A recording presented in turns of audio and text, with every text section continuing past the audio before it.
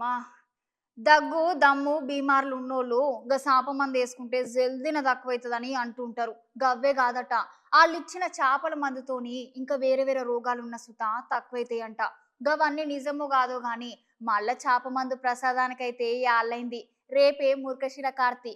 ఇక ఎప్పటి లెక్కనే ఈసారి సుత పంచాయతీలు ఎట్లుంటో ఏమో చూడాల మరి ఈసారి.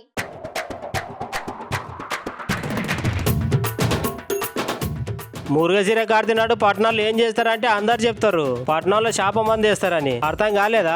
ఉబ్బుసం రోగం ఉంటది కదా, గదేనోళ్ళ దమ్ము తీసుకుంటేందుకు తిప్పలు పడుతుంటారు చూడు, గా రోగానికి శాప మంది వేస్తున్నారు అన్నట్టు. ప్రతి సంవత్సరం పొట్టుకు వస్తారు జనాలు. ఈసారి సుతా మురుగశిర కార్తీ రేపే వచ్చుడుతోని ఈసారి కూడా శాప మందు ప్రసాదానికి రేపు అన్ని ఏర్పాట్లు చేసిర్రంట.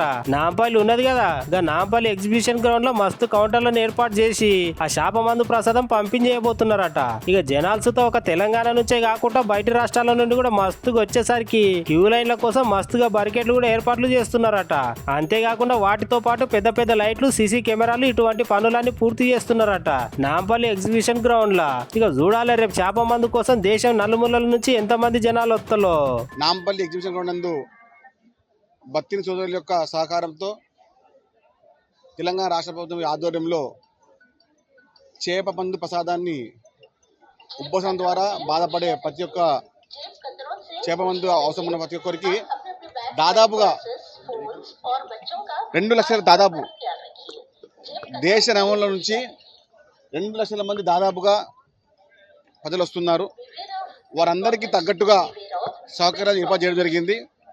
జిఎస్ఎంసీ ద్వారా కానివ్వండి, అదేవిధంగా పోలీస్ సిబ్బంది కానివ్వండి, ముఖ్యంగా ఫిషరీస్ డిపార్ట్మెంట్ తెలంగాణ గవర్నమెంట్ ముఖ్యమంత్రి రేవంత్ రెడ్డి గారి యొక్క ఆదేశాల మేరకు ఏ ఒక్కరికి కూడా అసౌకర్యం కలగకుండా అందరికీ చేప పిల్ల అందుబాటులో వచ్చే విధంగా తగు చర్యలు తీసుకోవడం జరిగింది.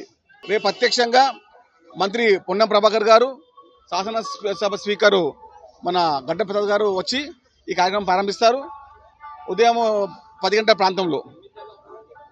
కాబట్టి ఏ ఒక్కరికి కూడా అసౌకర్యం కలగకుండా కాంగ్రెస్ పార్టీ నాయకులు కూడా స్వతంత్రంగా వాలంటీర్గా ఏర్పాటు చేయడం జరిగింది ఎన్ఎస్ఏ యూత్ కాంగ్రెస్ ఆధ్వర్యంలో.